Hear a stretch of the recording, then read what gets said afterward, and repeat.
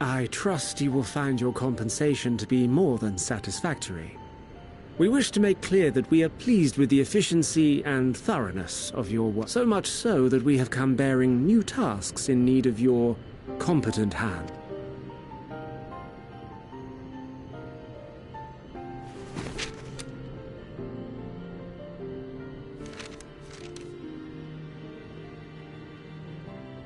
Another lengthy list. If I may speak frankly, the Gleaners have been pushed to the point of collapse by your unending demands. We are not familiars to be exploited. We are Charlayan scholars, and we deserve an explanation for this unseemly treatment. What warrants such urgency?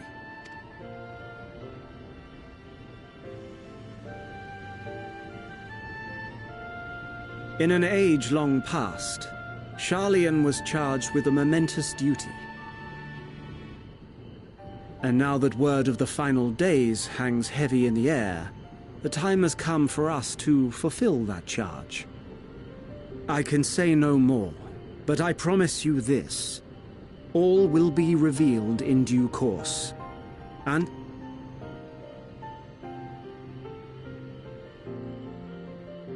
then I will do your bidding, but unless you wish the Gleaners to rise up in protest, I advise you to offer tangible improvements for our working conditions. Your promised revelation does nothing to address present circumstances. a fair point. Your concerns will be conveyed to the Forum.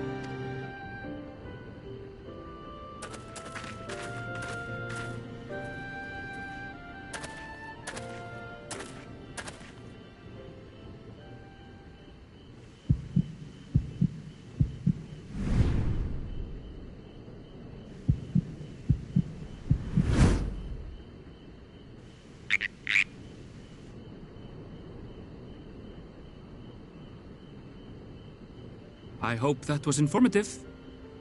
You may consider my debt to you repaid in full. While I do have my reservations about the Forum, I want to which is why I'm reassured that you're busy sniffing out the truth of things. We can ill afford to place all our eggs in one basket, this master plan of theirs, without...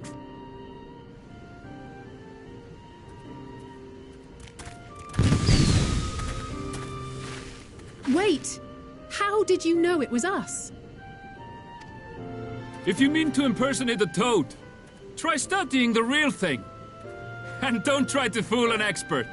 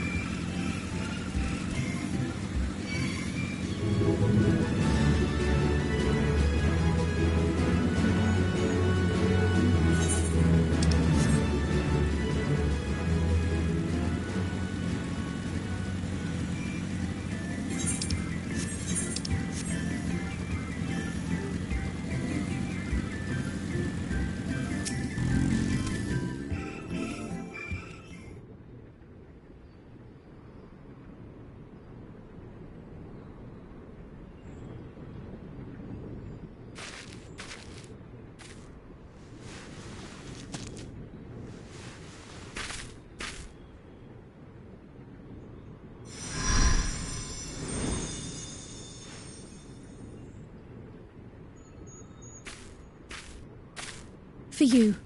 The spell will keep it from wilting. She said you would need it for the journey ahead.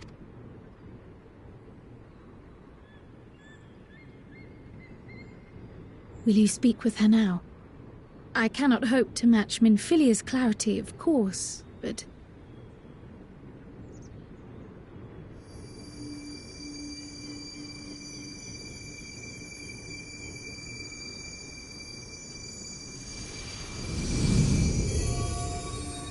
Thank you.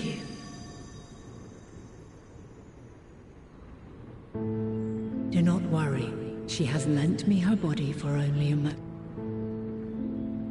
Just as I could not save the first from the flood of light, it has become arduous for me to interact with the physical world without assistance.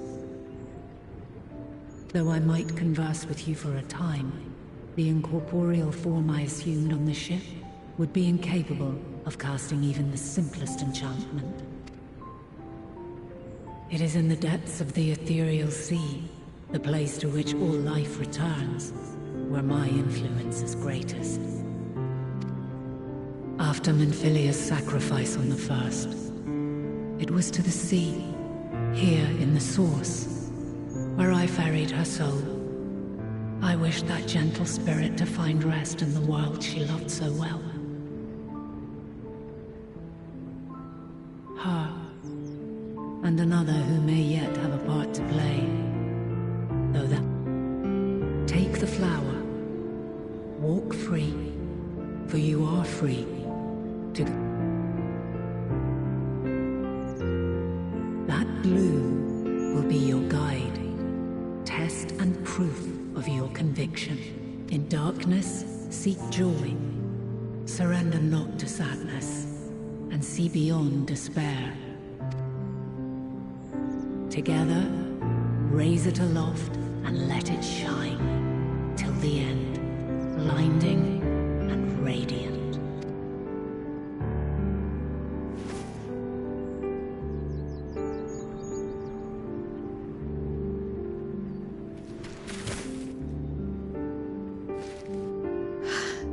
That was all too brief.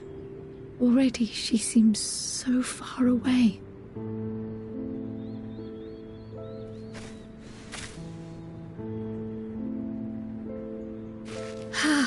My apologies if I startled you.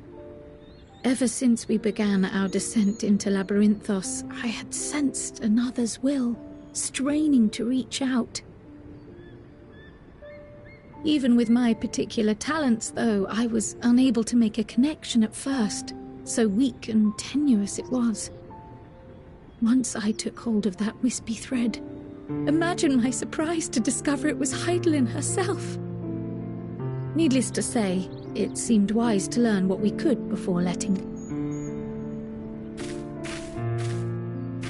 Her answers were more cryptic than I would have liked, but at least she left us with a guide of sorts, that unusual flower.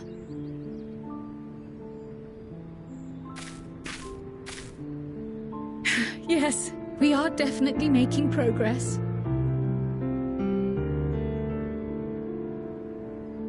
You can't be serious! We've done nothing wrong!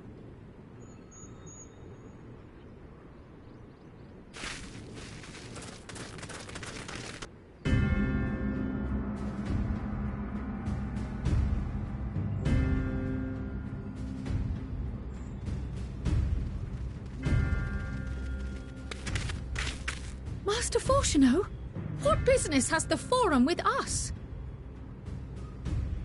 Obstruction and suppression, apparently. Mistress Baldessian, our records show you facilitated the Scions' entrance into Sharlayan by claiming them as assistants for your organization. We are aware of your investigations.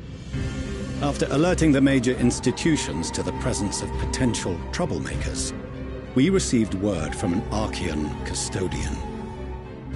A group operating under the auspices of the students, skulking about Labyrinthos and engaging in clandestine behavior.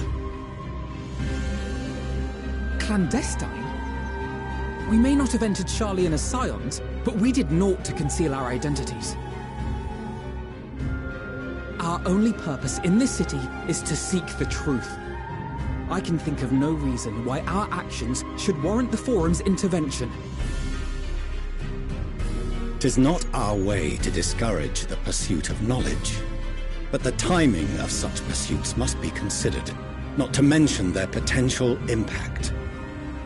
With the world in chaos, we, the true caretakers of wisdom, have committed ourselves to an undertaking that demands the utmost discretion. And we will not risk its success by turning a blind eye to disruptive foreign elements in our midst.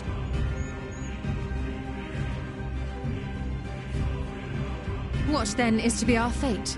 Will you put us on a ship back to Eorzea? The Forum will convene to examine your case. The results of said inquiry will determine your future in this city. As for your absent companion, he has already been detained. Graha! But why? Is reading a crime now, too? Reading is encouraged, celebrated even. Not, however, of the volumes shelved in the restricted section of the library.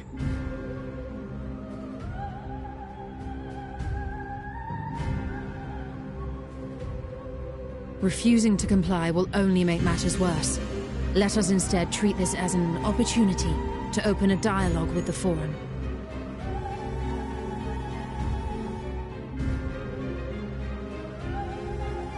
Silence is often one's best defense.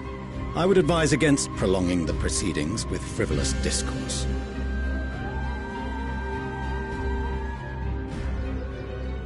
But enough. This is not the place for debate. The rostra await.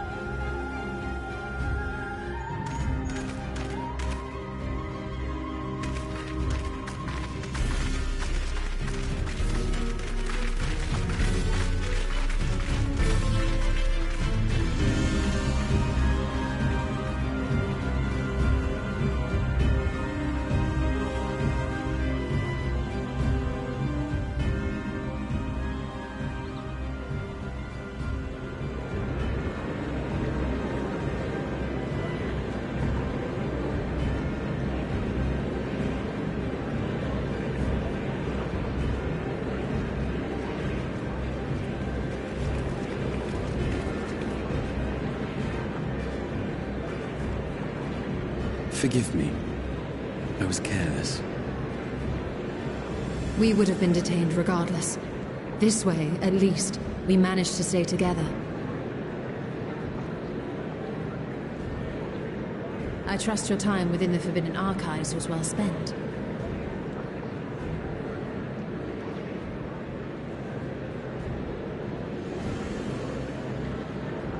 The Forum will come to order! This inquiry is now in session. As Speaker-elect, I will be presiding over the day's proceedings. Master Fortuner, would you be so kind as to restate the matter which compelled you to summon your colleagues with such urgency?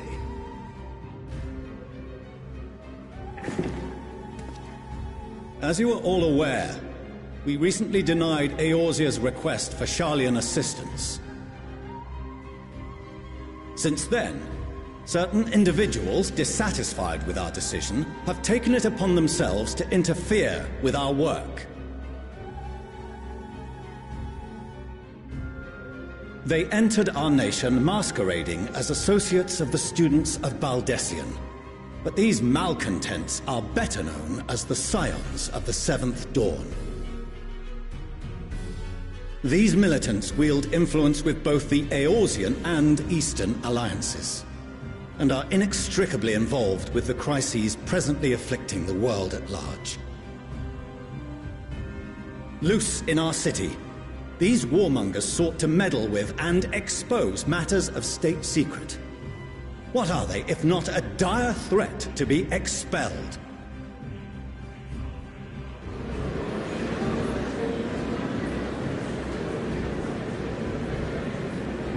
You have tarnished the good name of the students. Galuf would be ashamed.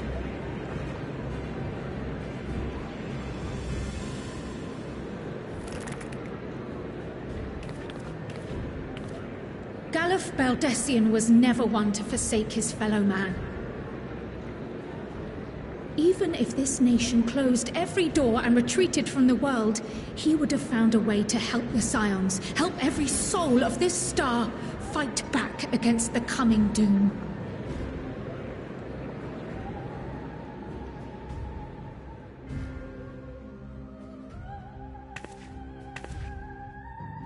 A terrible enemy stands poised to lay waste to all we hold dear. In the face of such madness, Eorzea reached out to Sharlayan, a respected ally, in the hopes of forming a united front. Was your curt dismissal truly the best you could offer?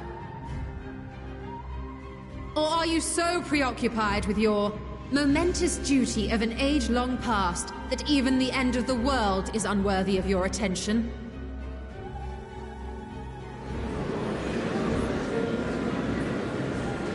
Whence came this revelation?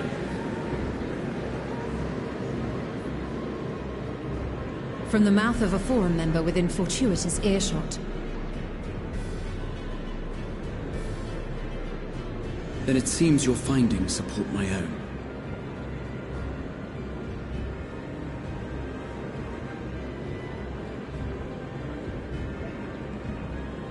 The reason I visited the restricted shelves was to study records of the Forum's policy-making process, to better understand the historical trends underlying their most major decisions. At first glance, the positions of neutrality in war and the accumulation of knowledge above all else appear constant and consistent, the unchanging pillars of Sharlayan society. And once upon a time, I might have left it at that. These days, however, I am more attuned to the subtleties of governance, and so I noticed something odd.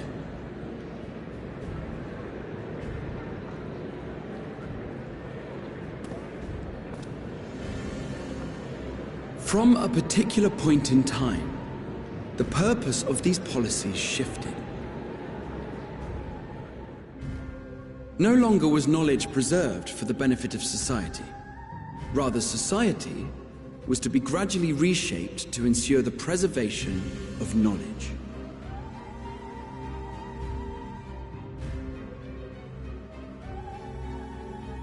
The most conspicuous and telling change was the one which befell Labyrinthos. Once little more than an oversized storehouse, an enormous allocation of funds saw it transformed into an advanced research and archival facility. I also discovered a fascinating account on the finances of our Dravanian colony. The settlement attracted students from far and wide, and the connections and tuition fees thus acquired were funneled into further improvements for the archives. Now, there is no question that our nation's progress is tied to the acquisition of wisdom. Nevertheless, the vast resources diverted for this purpose borders on the But returning to the matter of when, our change in course appears to have been made some 270 years ago. The very same period when Sharlayan scholars in the hinterlands began a formal study of the ethereal sea. You found something, did you not? And whatever it was, gave rise to your oh-so-important duty. Mind your tongue, Archon. If you had seen...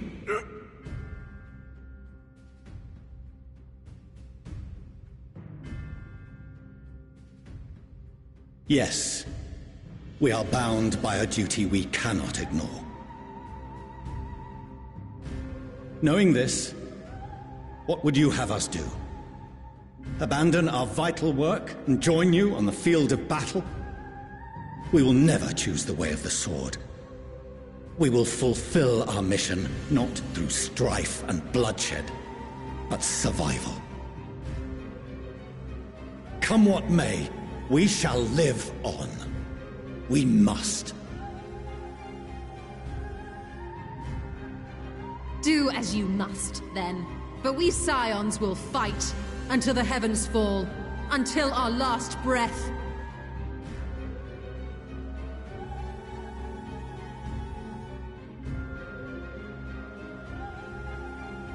Such misguided zeal.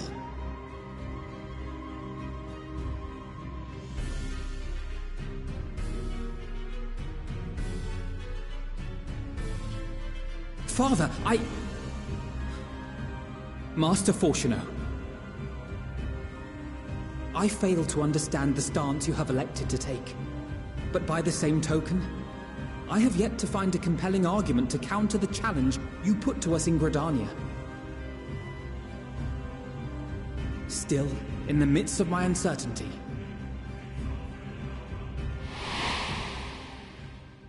I must trust in myself to do what is right, as others have chosen to trust in me.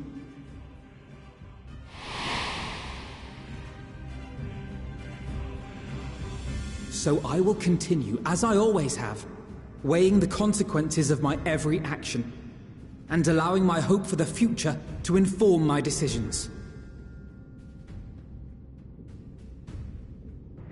That's quite enough. Have you all forgotten the reason for this assembly? Skolok Monteshane. He's the head of the Studium and an old friend of my grandfather's. Honestly, every discussion devolves into some interminable debate. Terrible habit. Let's return to the topic at hand, By their own admission, these scions have resolved to fight alongside the Eorzean nations against the doom which swift approaches. But there exists no evidence of an attempt to incite our citizens to do the same. Furthermore, while our decision may well have been the correct one, we cannot simply bull our way through these disagreements without inviting doubts or objections. Put yourselves in their place. Who among you would leave a tome unopened if an elder forbid you read it with no reason given? No. If we're to quell further discontent, then we must conclude this matter with a fair and even hand.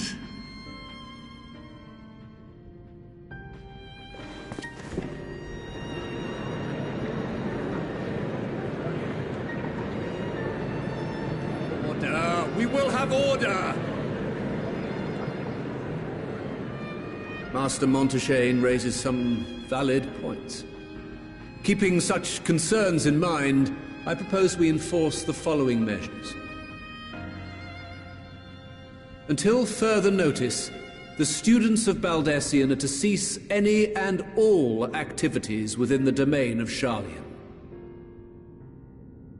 You will also refrain from any further investigation into the Forum's decisions and duties. Failure to comply with these restrictions will result in the immediate expulsion of your Scion associates.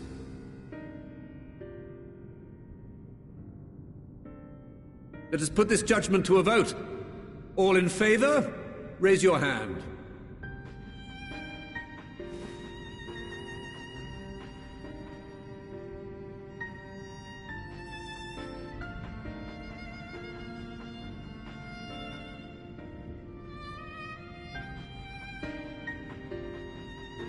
I count 51 for and 48 against. The proposal is passed. Students, scions, you have heard the Forum's judgment. Pray abide by it, or face the consequences.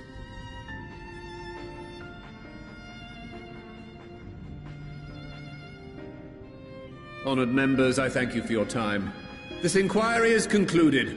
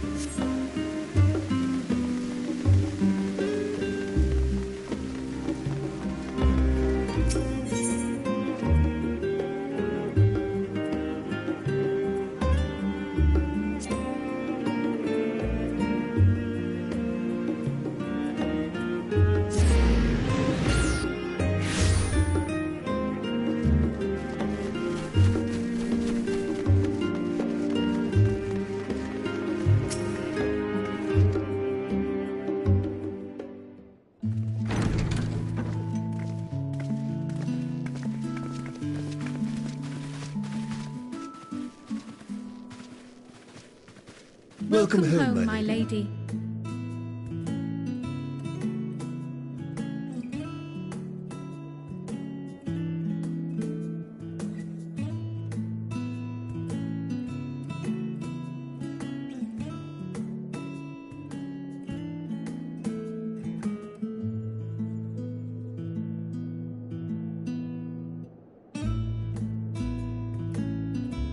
What?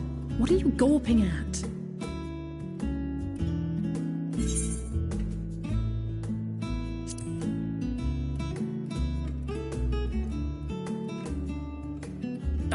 Gods, please don't. It makes me feel like a spoiled princess.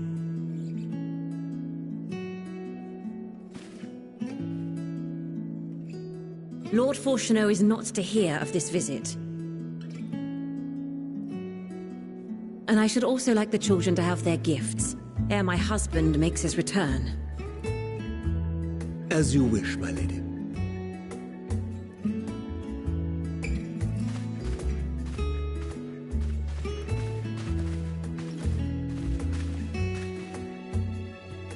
Master Alphino, Mistress Alice, if you'd accompany me upstairs.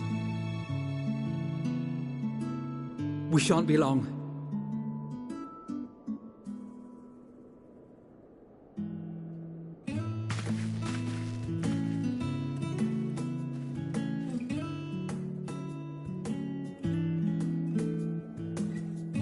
The twins have been sending letters home from time to time, recounting their latest adventures.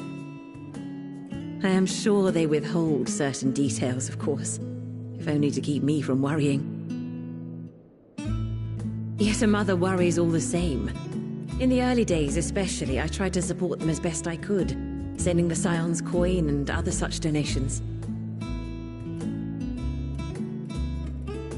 Fortunately, they have found the strength to overcome adversity time and time again. There were the triumphs and defeats, the joys and sorrows. 'Tis clear that they have come to find value in every experience. But of those they treasure most, it would seem that meeting you might be the most impactful. Why, since that fateful day, I do believe there has not been a single missive in which you were not mentioned by name.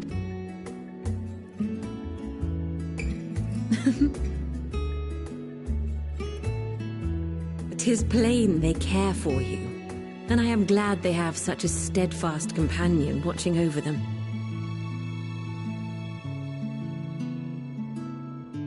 Under normal circumstances, I would offer you tea, but alas, these are anything but. In any event, why don't you keep me company whilst we await my children's return? Perhaps you might regale me with a tale or two of your exploits.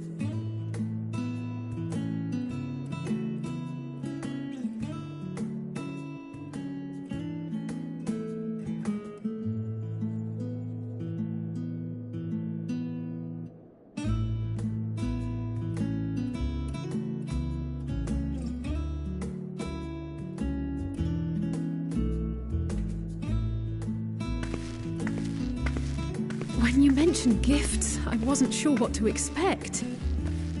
Mother, Oh, look how well it fits you. And the style is to your liking?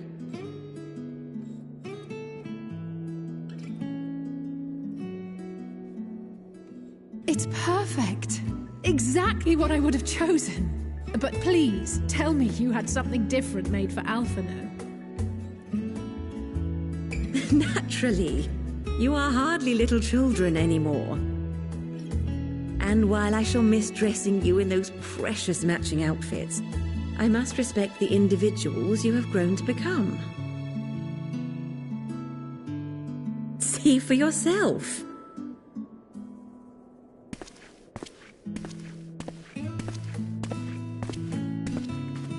Thank you for the splendid clothes, Mother. Stylish, comfortable, and eminently practical. I am so glad you like them. They are, however, missing one final touch.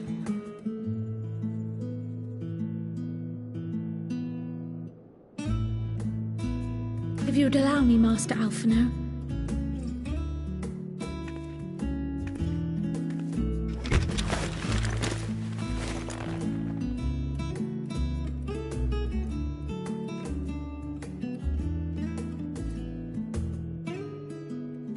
Wait.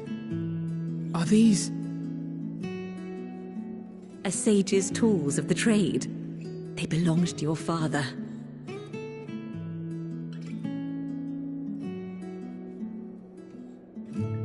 Though he may as well be chained to his desk these days, as a student he was often called upon to venture into the field. He wielded those armaments, both to heal and to harm in no few battles. None so fierce as those you two have braved, perhaps, but battles nonetheless. Thus did I pull them out of storage, to show you that he was not always the man who stands in vehement opposition to you now.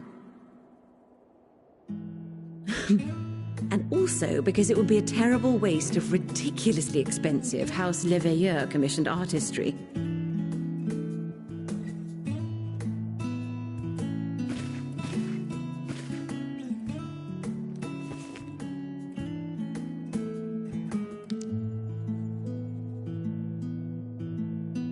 I am told these devices are quite difficult to master. But someone of your extensive experience should soon have them darting about with grace and aplomb. May the wisdom in that crystal serve you well. And please, try to find common ground with your father, that you might come and go without need for this awful subterfuge.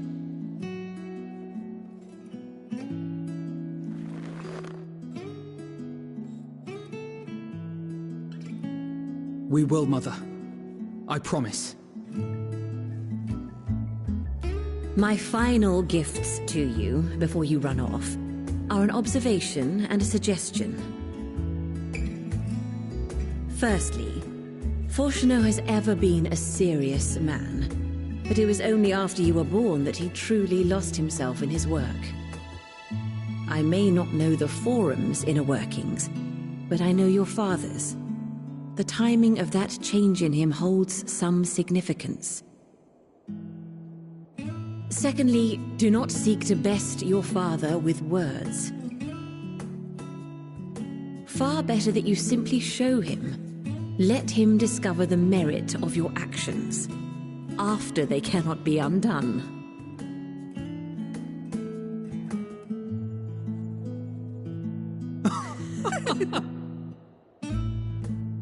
Oh, Mother. We shall take your wisdom to heart. Thank you again for these gifts, and farewell for now.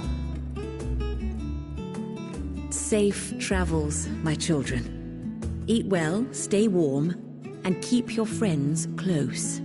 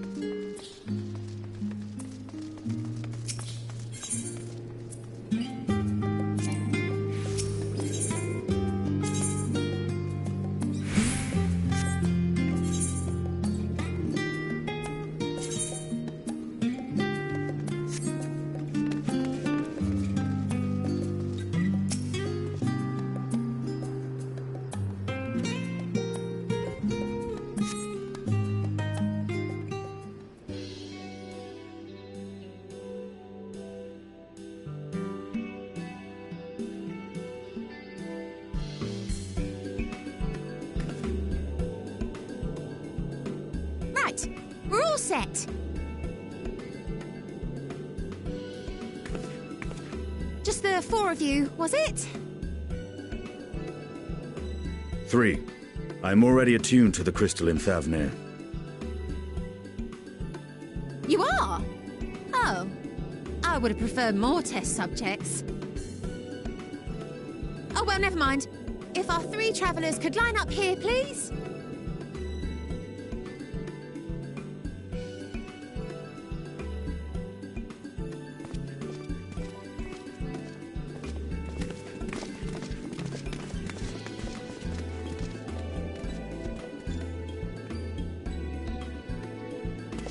Yes, right there is fine. Take a deep breath, and I'll soon have you soaring through the ether.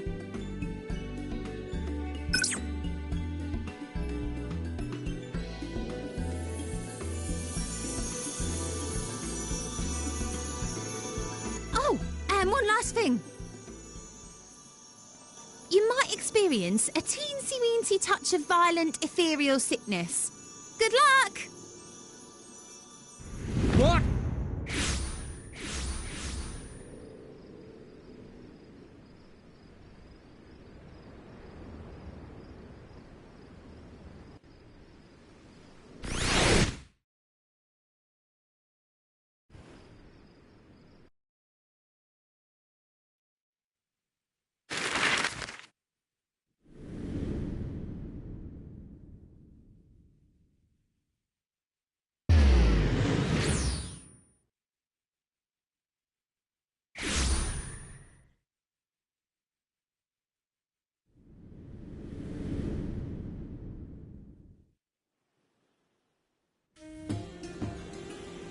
Thavnir, home to city-state Rads at Han.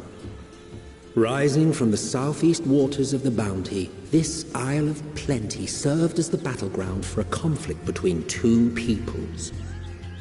Their cultures bled into one another until a unique amalgamation was distilled from the chaos, in a process not unlike their precious alchemy. Once solidified as a single nation, an adamant stance of neutrality would hold invaders at bay. For a time.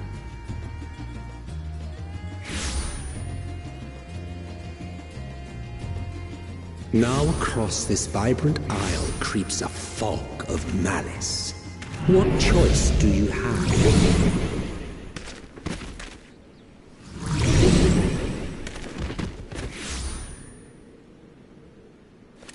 What chance?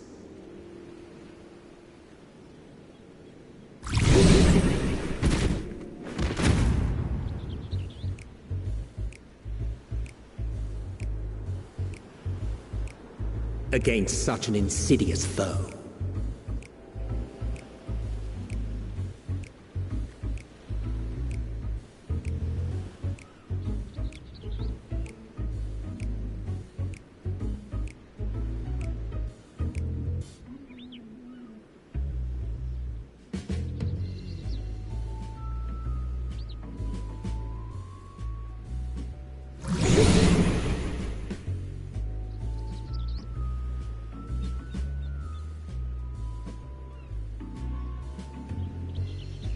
Seen fairer faces after a bout of bad shellfish.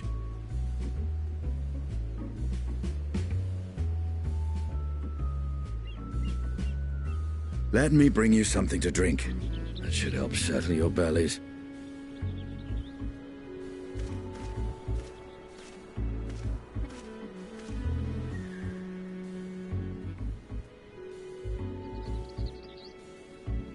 There was a note with Kryle's instructions.